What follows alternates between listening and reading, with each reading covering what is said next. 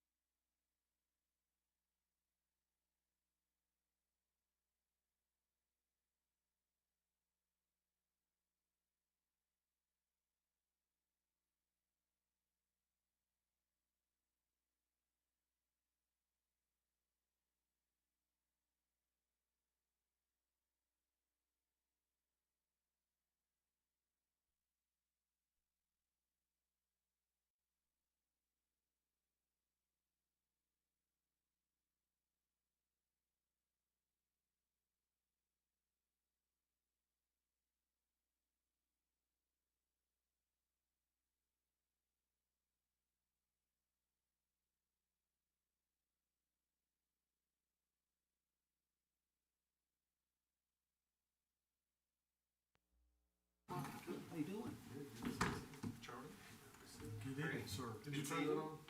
Hey, yeah. Good seeing me. All right, 6 o'clock, workshop, now in session. I'm gonna start by passing, so we're gonna, tonight is to award the Greg Drive Bridge replacement. And we got the proposals and they've made decisions, so I'm gonna let Craig tell us the long version, and then we've got some help if we need it over here, so the floor is yours. Okay, so we did go out for bid, they did open the bids, Monday, Mhm. and, we got 3 bids. I know we were worried about if we get 1, so getting 3 was always good. And you have those bids before you, we did bid this as a, competitive sealed proposal, so it was scored, accordingly. And, the recommendation from the engineers was to go with James Construction Group, which was also the low bidder.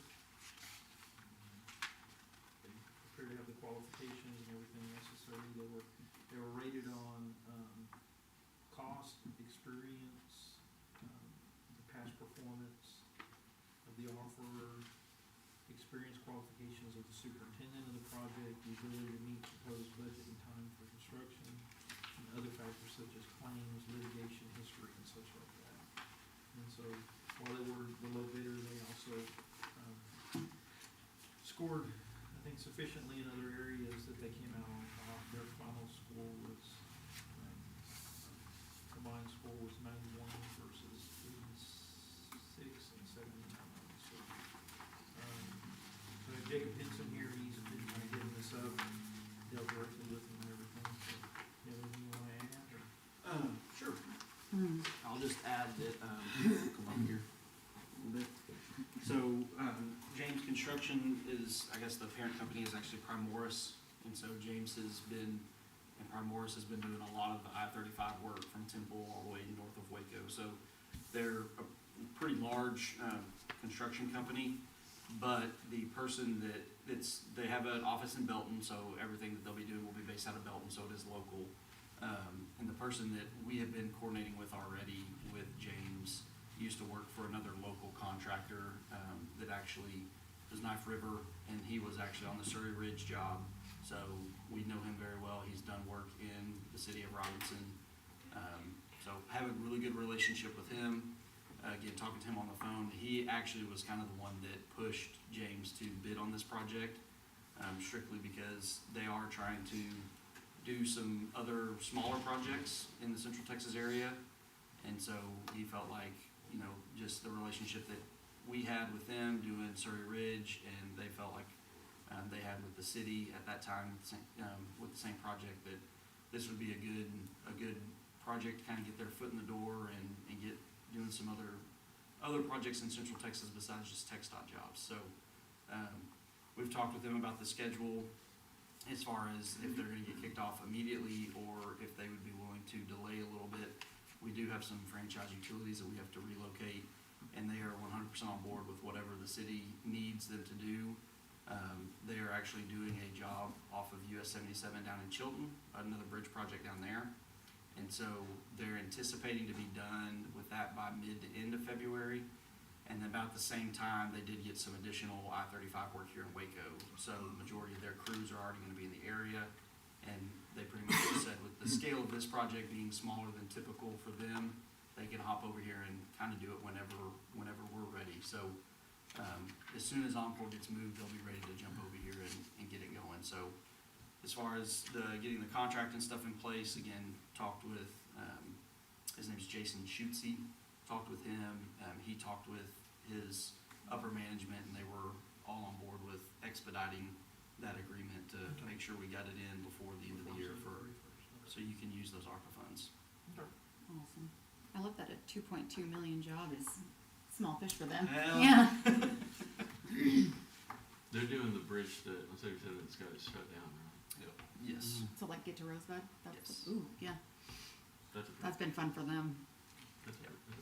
Yeah, that's a wonder bridge. why that's taking so long. It must have extensive damage. I can't honestly answer that question. I really don't know much about it, and I don't know when they got started, but Jason just mentioned that their plan is to be finished by It's a long time on the bridge on, 21, there near Bastrop Page. Just, a guy went under the bridge with an implement and damaged it. Oh, man, that It happens. took them forever to do that. I think there's specs or something involved, in that evidently engineering wise. I'm like, what? I want them to take time on Yeah. bridges. Yeah, You know what I mean? Because traffic had to be rerouted. Sure, Like sure. it is over here for a long time. Yeah, those residents be nice. By the way, what's the anticipation of how long it's gonna be on Greg Drive? that is a great question. I think we have on there, 4 months for the contract time. That's pretty quick. I've never Yeah. built a bridge, so Yeah, sounds I good to mean, me.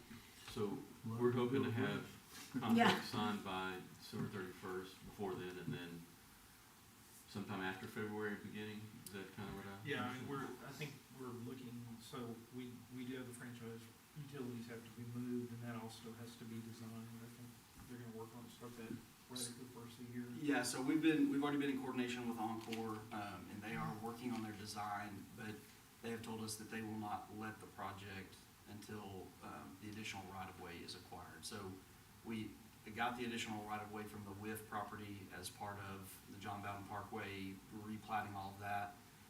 And so then the adjacent property is the K4 property, so we'll have to work with them to acquire a little bit of additional right-of-way. That, typically, we like to do that before we bid the project. With the timeline on this, and then we had kind of a late change to the design that raised the elevation of the bridge a little bit more. And that's what's kind of requiring us to acquire some additional right-of-way to be able to do that. Is that gonna push their driveway further out, or is it?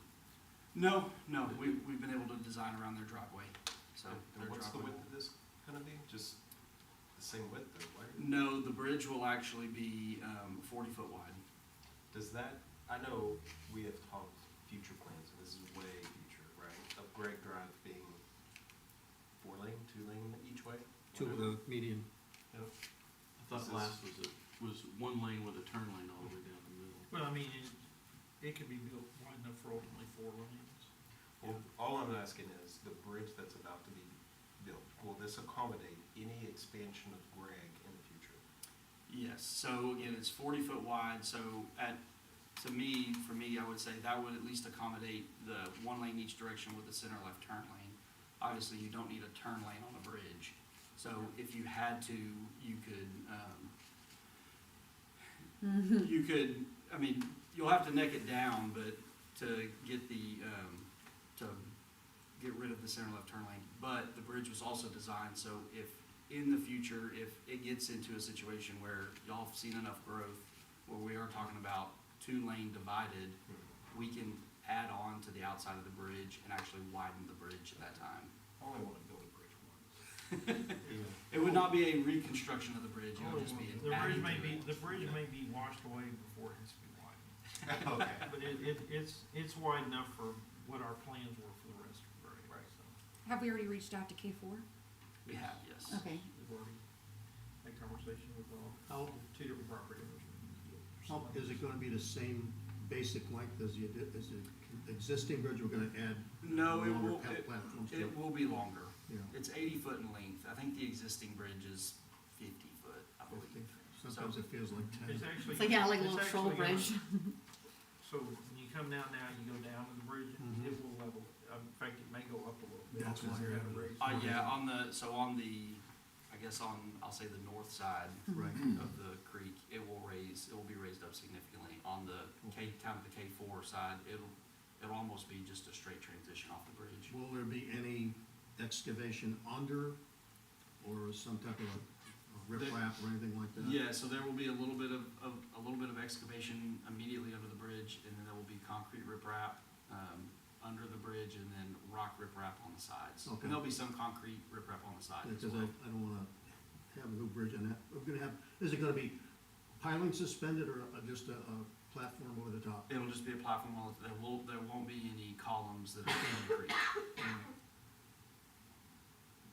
And I think the last question I have, contingency allowance, 200,000 that's straight across from all 3 bids. Was that what Correct. we put in there Correct. requesting? Correct. And then, I guess these are fixed price contracts, so they're aware that the 200,000's in there, and we, We have to approve it. Well, right, you're right. Yes. But my question is do we think 200,000 is enough for, or we think we're gonna be coming back? Do they agree with a 10%? Well, it's not even 10% contingency. I mean, on all of our projects with y'all, we set that contingency, and it's kind of just based on our opinion. I mean, obviously, yeah, we hope that we're pretty confident that we covered all of our bases, and in reality, out of bridge projects, this one's pretty straightforward. Right. I mean, there's not anything out of the ordinary. The type of bridge that it is a standard TxDOT bridge. We're not relocating any utilities. We're not really doing any mass excavation, so we're not overly concerned about unknown buried utilities or anything like that that may throw a wrench in things. So is the 200,000 built into their contract that's being negotiated, or is it 200,000 a contingency we're approving in anticipation for change requests? So his question is the 2.2 million include the 200,000? It does, But but Yes. our contract to James is at Yeah. 2 million, right? We're holding on to 200,000. 200,000 and giving y'all How did authorization. you award that contract?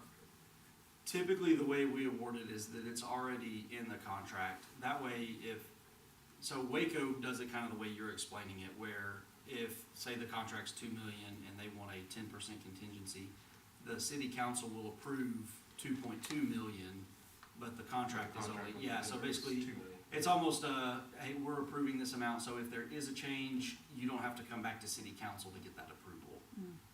With ours, I mean, it's completely up to y'all, but the way we typically do it is it's just included in there, and then at the end of the project, if it's unused, then we just change Under order it out. budget. And, So they are in agreement within the contracts negotiated that?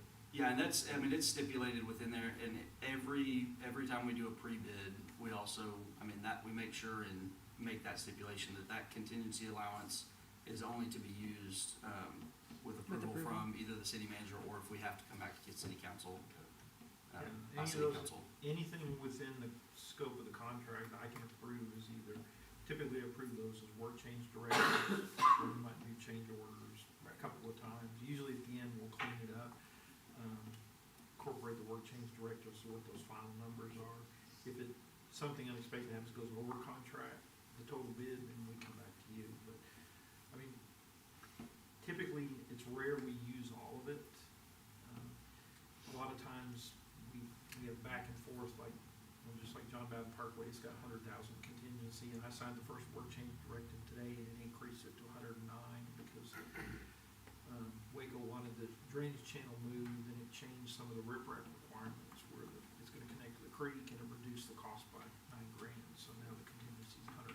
But there could be something else come up that we have to do somewhere else, so it gives us that flexibility, but a lot of times we end up, that last work change, I think we ended up with, even with the addition of the road and stuff on the Johnson water line, we still end up having some contingency money left. We didn't expect 100%. So silly question, but generally, like the engineer estimated proposal of like 1.8 or whatever it was, did that include 200K in contingent? Okay, so it really didn't grow. Okay. Yeah, and to speak on that a little bit, I think from our perspective, I mean, we don't do bridge projects every day like we do roadways and water and wastewater. So we have to kind of rely on TxDOT's unit cost, and they have a workbook that they publish online that has all sorts of different unit costs and stuff in there. And I think probably where, from our standpoint, where we maybe didn't do as good of a job as we could have estimating was that we didn't take the lowest cost that they publish, but we probably went a little bit above average. And again, in the TxDOT world, this project is pretty minimal. And so, as with everything, it's an economy of scale thing, so. Yeah, err on the side of caution. Yeah, from our standpoint, we probably should have estimated a little bit higher on some of the unit costs, just because of the quantity and the scale of the project compared to stuff like James is doing. I mean, they're doing tens of millions of dollars on a project for TxDOT is. Well, at the end of the day, I mean, the cost is what the cost is. Sure. Okay. Anybody else have any questions? I mean, we're looking at the difference in some of these line items, and they're kind of. Yeah, it's. Well, it's well, just the first thing I looked at, I was like, does anything jump out? And you're like, you look at that 8-inch line, stabilized subgrade. One guy's 13.5, one guy's 54,000. Like, who's seeing one of these different? Yeah, and so, I mean, that, part of that is just, you know, the contract is written, or the general conditions of the contract is written such that they're supposed to evenly distribute their overhead and profit throughout their bid items. And, They just you know, it's they're kind of all up over to the their, place. yeah, it's kind of up to their discretion on where they do that. And, you know, somebody may just put a little bit more in one bid item. than Everything else is everybody pretty else. even. It could cost you a Believe it or not. contract. Sometimes it's in their design software. Oh, yeah, how they split it up. Different companies use, I just thought it's interesting. some construction use How- proprietary stuff. It's just interesting how you look at all the numbers and it's all over the place.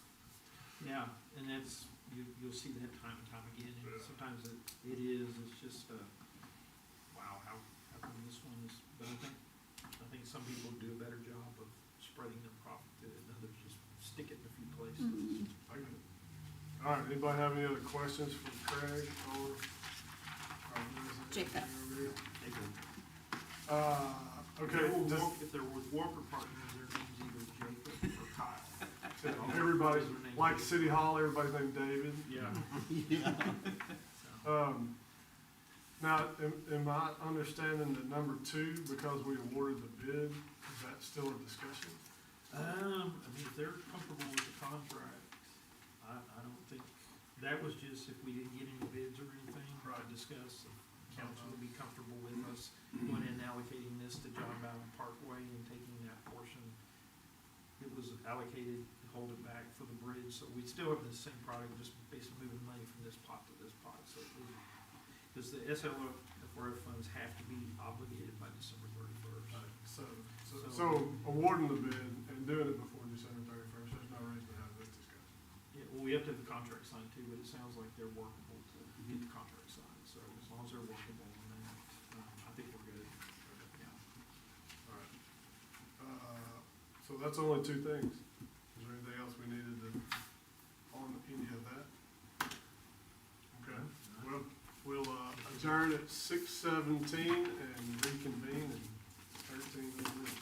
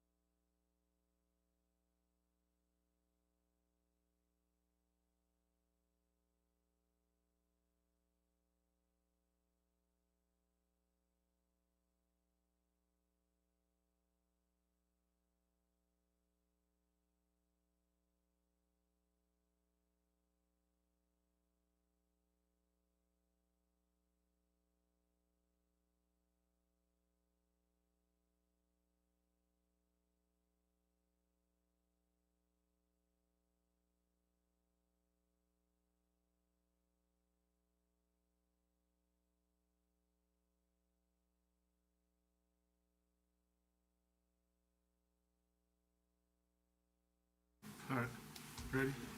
This is my cue. All right, 6:30. We will call our meeting to order. We do have a quorum present. Can we take roll call, please?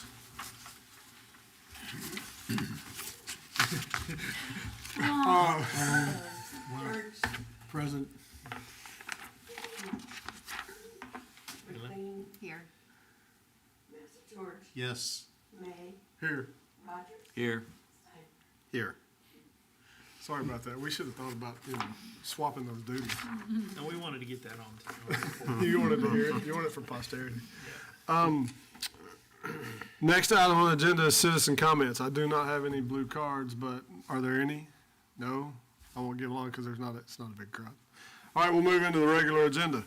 Item number 4 is consider and possible action on awarding the contract for the replacement of Gregg Drive Bridge. Craig, you're up.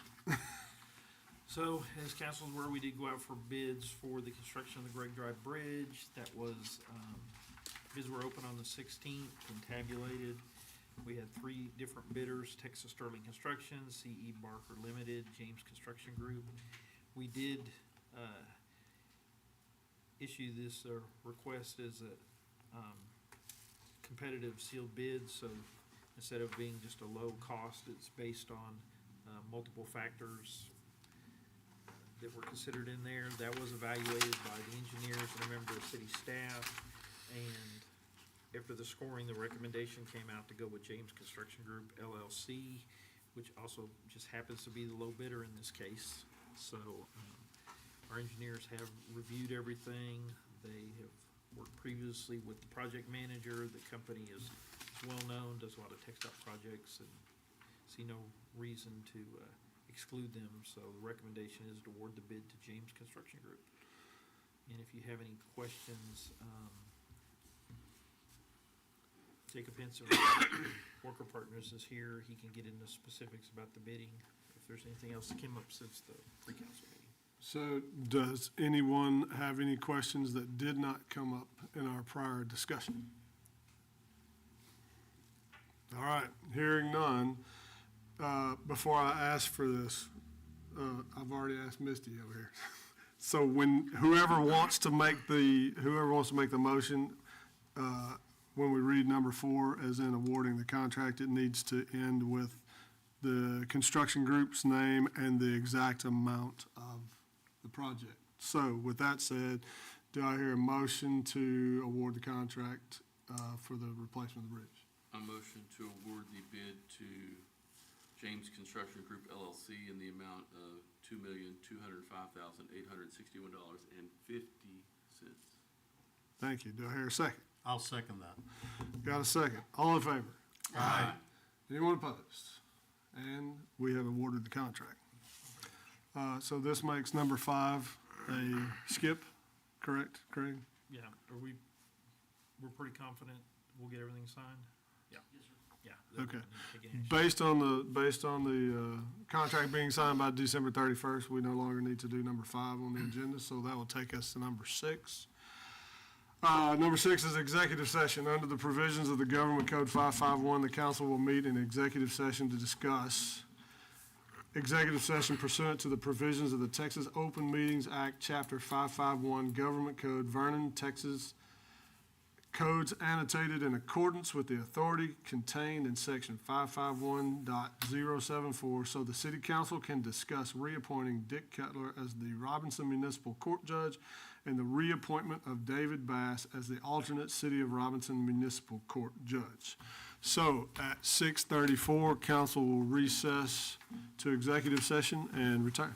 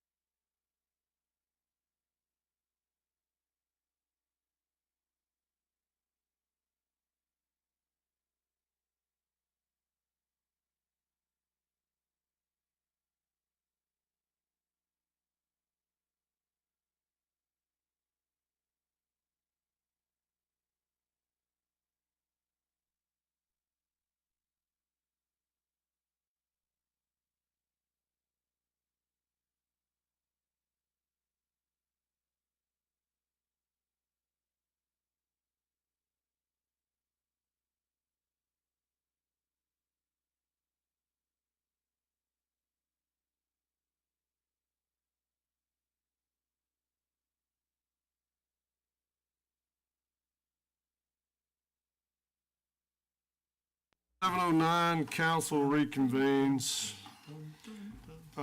Agenda item number 7, consider possible action on the matter discussed in executive session. Action on ordinance 2024-041, reappointing Dick Kettler as the Robinson Municipal Court Judge to serve a 2-year term ending December 31st, 2026. Reappointing David Bass as the alternate City of Robinson Municipal Judge to serve a 2-year term ending December 31st, 2026. Do I have a motion? I'll make a motion to approve ordinance 2024-041 as written. Second motion. All in favor? Aye. Any opposed? Pass.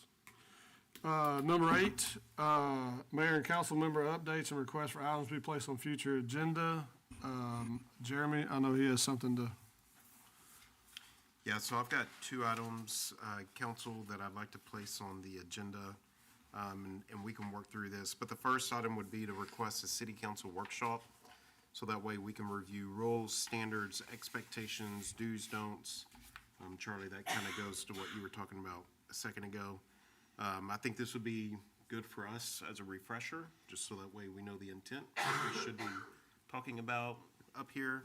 And then as we go through before the next meeting or before we schedule the workshop, please feel free to provide suggestions to Craig and Misty, so that way we can include that as a topic of our discussion. This should be an informal sitting down there, just us being able to talk through stuff. So I think that would be the right venue for what you were Yeah, talking about. that'd be good. The second thing we went through in October, looking back at the adjustment of fees, I missed and was aware or brought aware to, there is actually a fee now associated with what we used to call a burn permit. It's now called a burn safety inspection. That is a $50 fee. I'd like to reevaluate that fee. I have some feelings about that, that it might discourage people from coming to the city and notifying us of a burn to happen, and help us regulate things and make sure people aren't doing something outside of a burn ban. So I would like to bring that back for discussion, Yeah, that's great. similar to the garage sale. That's it. you know, I'm on with that one, so. Anybody else have anything they want to put for future ad?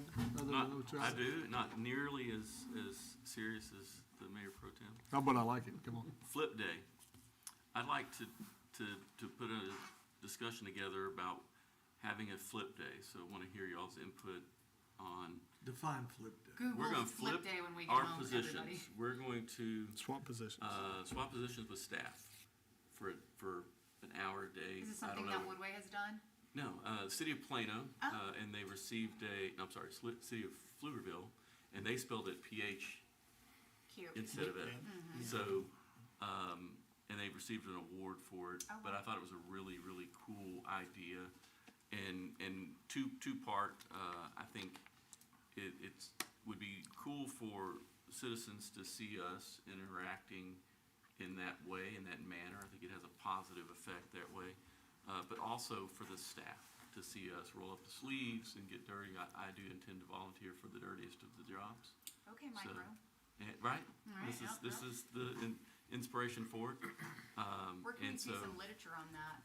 To About do the dirty Pflugerville jobs. Flip Day? I will see if I didn't have any, they didn't have any available when I saw that, but I'm sure we can get it, what that Article was somewhere. like. And then I believe, they had staff Posted come up that. here, and then Yeah. that was just discussion, of course, and they did some type of meeting and to see what it's like on this end. Very To cool. hear those topics and discuss the things that we do and decide. And so Flip Day, I'd like to, maybe get on the calendar and see what works for everybody. I'm working with Greg Hall. In the spring, I do recommend better weather. You'll have Yeah. cutoffs. Good one. Okay, I'm Go for it. talk to those all. All right, thank you, Jimmy. Anybody else have anything? Those are all good, so, okay. Hearing nothing else, I call our special meeting adjourned at 7:14 PM.